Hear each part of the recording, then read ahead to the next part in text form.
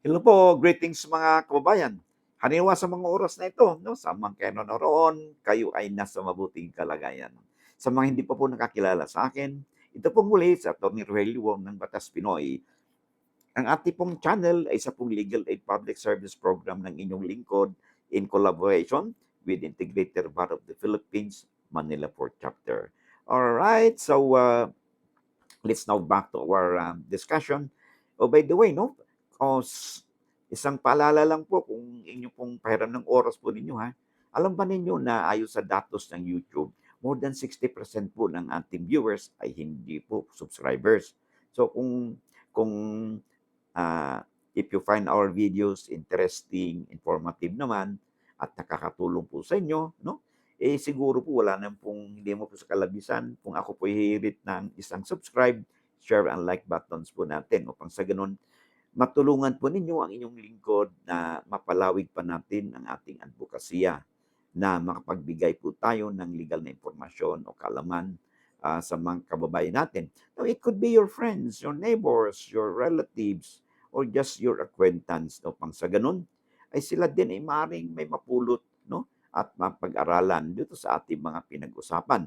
Sabi nga natin ay lamang na ang may alam sa batas. Alright? Maraming salamat. So of course, I would like to have these opportunities no, para pasalamatan po lahat po ng mga subscribers po natin, mga viewers, mga sharers po natin, yung mga palagi pong sumusunod sa atin no at nagbibigay po ng suporta no sa pamamagitan ng nakaka-encourage, nakatabang puso na encouragement no sa comments at saka yung hindi daw sila nag-skip ng ads no. Ah, at saka iba-iba po no. Saan-saan nanggagaling po ating mga viewers at well-wishers po natin nagbibigay po kayo ng inspirasyon o motivation ng iyong lingkod na ipagpatuloy po ang ating channel no. Kung hindi po kasi sa inyo, kung wala po kayong suporta, no, ay siguro po hindi tayo makakarating sa ganitong time frame natin na we've been here for quite a while already because of your support. Okay? Maraming salamat, no? Alam niyo kung sino kayo, okay? At I hope, no? At kayo ay at saka 10 ng inyong mga mahal sa buhay, no? Saan man kayo naroroon, no? Lalo na sa mga OFWs po natin, iba-iba po ang ating mga time zone, no? It could be good morning, good afternoon, good noon, or madaling araw na dyan sa inyo. But whatever your time zone, I wish you all the best in life at ligtas po kayo at ng inyong mga mahal sa buhay, no? Sa anumang kapamakan at saka mga sakit. Okay? Maraming salamat. All right. Let us now proceed dito sa ating talakayan. All right. So, ito po ay may sulat din sa atin na may tuturing ba natin siyang OFWs? Hindi na, no? Siguro kasi siya may base doon sa ibang bansa, no? Sabi niya dito, hello po, attorney. Ako po si Lorna. Di natin bigay yung kanyang full name, no? Kasi for privacy consideration, okay? Natural born citizen po ako. Nakatira po ako sa Germany. At German citizen na po ako. Okay? May nabili po akong 100 square meters na lupa sa isang developer, no? Hindi natin banggitin yung developer, no? Para wala naman pong advertisement na makuha, no? At sabi niya, 100 square meters sa Tansa, Cavite. Okay? 5 years na po na ko po na nabayaran. Hanggang ngayon, hindi pa po na-release ang titulo. Promise lang sila ng promise at ang dami nilang mga alibay. Naghihintay na lang daw ako, maghihintay daw ako ng 90 days processing. Umabot na ng 5 years. Paghihintay ko po, wala pa rin. Ano po ba ang dapat kong gawin? Alam mo itong developer na binanggit mo ha, hindi ito basta-bastang developer. Kilalang developer ito, tanyag ng developer ito. So hindi natin masabi na ito ay fly by night na developer, no?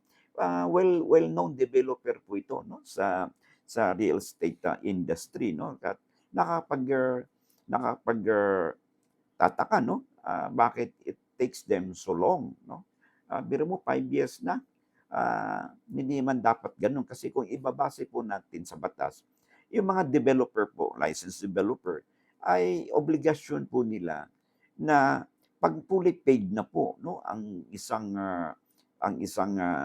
buyer, aba'y obligasyon nila na number one, no, I hope, paki-take note, no, Lorna, itong obligasyon kasi fully paid na, okay? Para may basihan ngayon ang pagpatitulo do'n sa lupa ng inyong nabili. Kasi kung hindi naisagawa sa inyo ng developer ito, kaya hindi talaga mauusad ang inyong papel, okay? Una, ang obligasyon ng developer, no, at ito'y lagi nating sinasabi sa kahantulad ng mga katanungan na nakarating sa atin.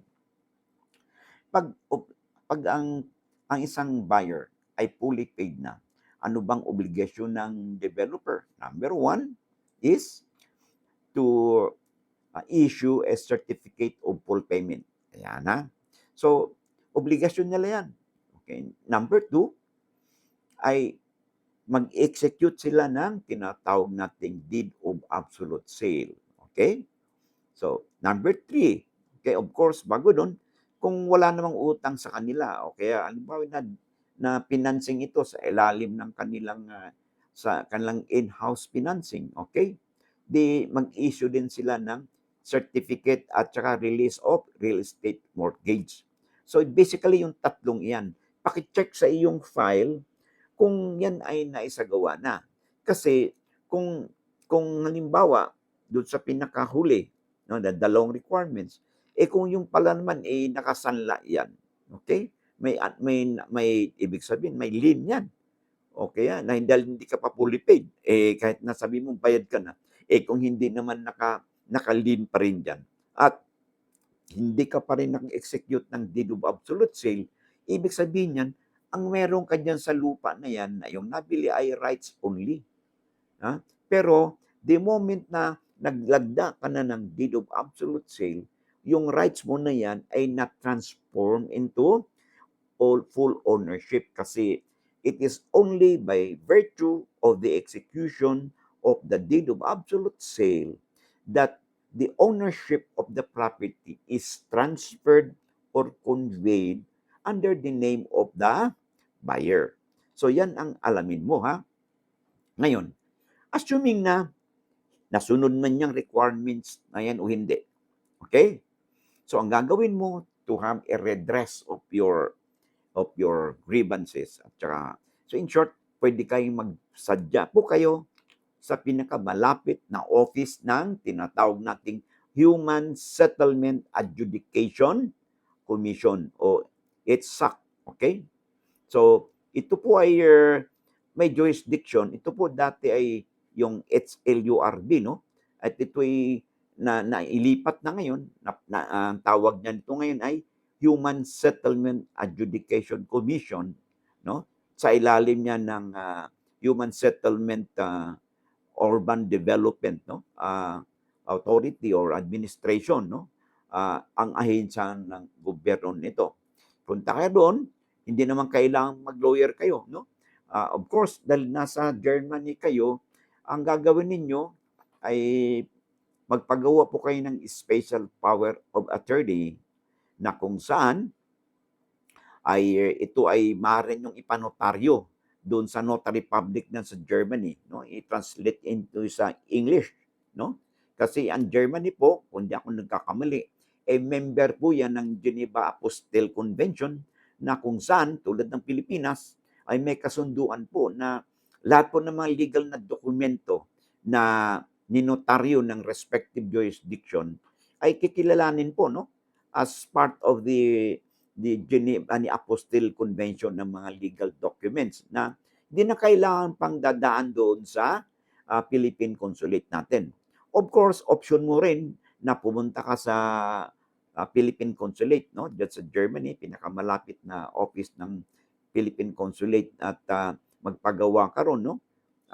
May mga tsak na may lawyers naman doon o kung hindi man may tao sila doon na makapagtulong sa iyo na magpagawa ng special power of attorney na kung saan meron kayong babanggitin doon na inyong legal na representative, no, or attorney in fact sa Pilipinas, no? Ah, na kung saan ay ina-authorize ninyo na sila sa Pilipinas to act for and in your behalf, ah, at pwede silang maghain ng complaint doon sa Human Settlement Adjudication Commission for and in your behalf. And then ipanotaryo niyo ito sa ating Philippine Consulate. And yung original copy niyan, no, ay ipadala ninyo by courier doon sa inyong kinatawan sa Pilipinas upang kahit wala kayo sa Pilipinas, somebody could make representation in your behalf, no, yung inyong attorney in fact, no, doon sa Human Settlement Adjudication Commission, upang po makumpel po, no, by in fact mag-file ng specific performance with damages, no. Pwede kayo mag-file ng to compel the developer, no, mag-file kayo ng complaint for specific performance with damages upang sa ganun mapanagot po ang developer, no, sa kanilang gross negligence doon sa hindi pagsunod sa batas, no. Imagine 5 taon na, bayad na. At hindi naman po ito basta-bastang developer ang inyong nabanggit. Ito po ay may pangalan po, no, sa industriya, no. Isa po 'yan sa maituturing nating pinakamatagal na developer sa Pilipinas at may pangalan na po 'yan.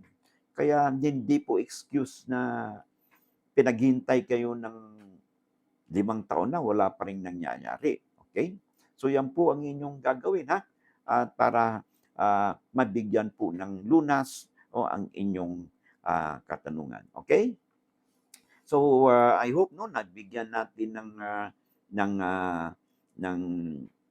assistance, no, sa pamagitan ng pagbigay po natin ng legal na impormasyon, no, dito sa ating tagapagsubaybay, no, na si Madam Lorna from Germany. Okay?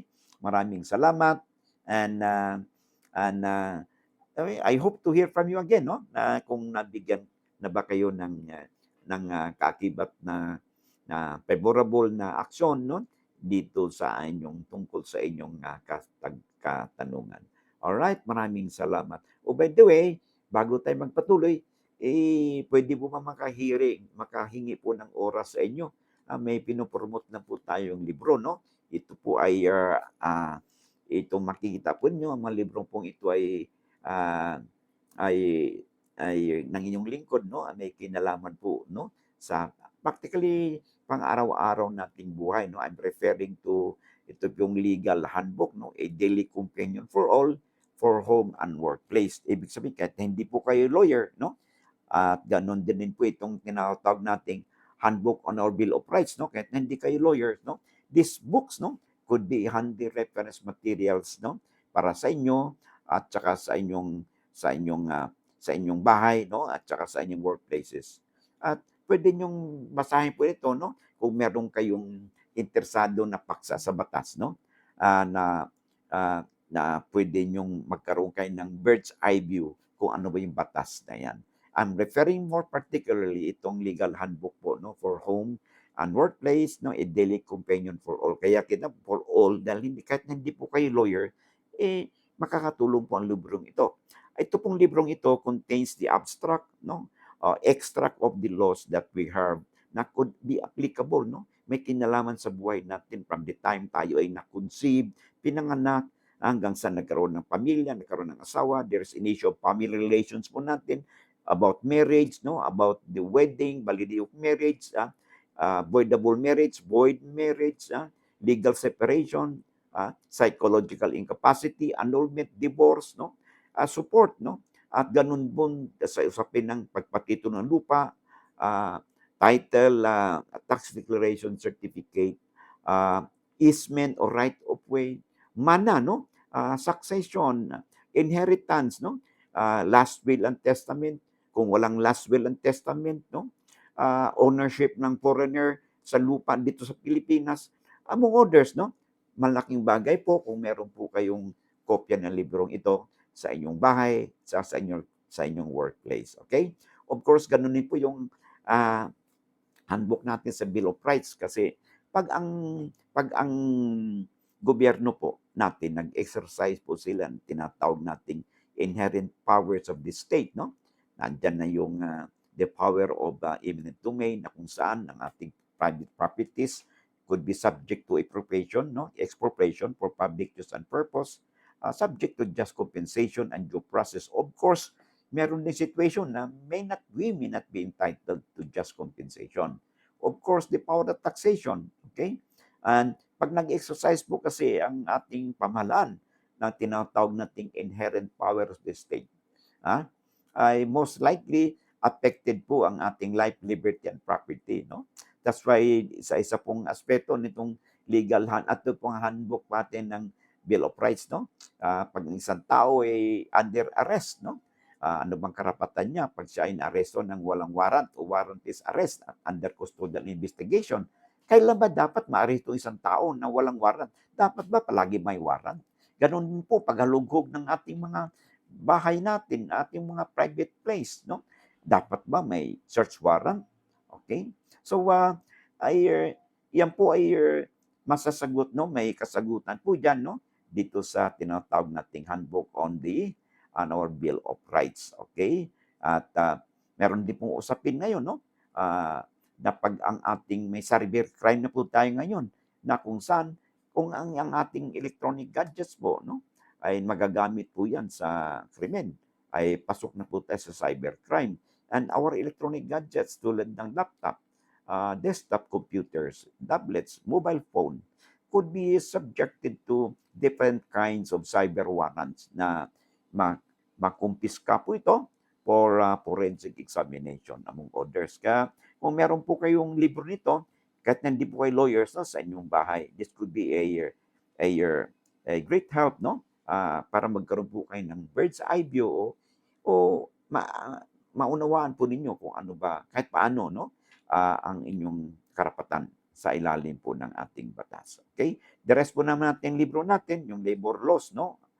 Compendium, ito po ay very appropriate sa ating mga HR practitioners at gano'n rin po sa ating panyeros at panyeras in the labor and industrial relations practice.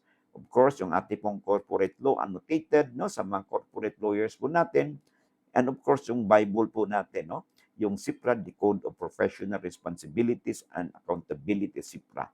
So these books po are hardbound.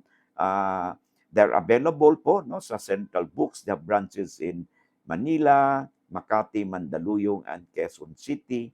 And of course, may branches din po sila sa Cebu and in Davao.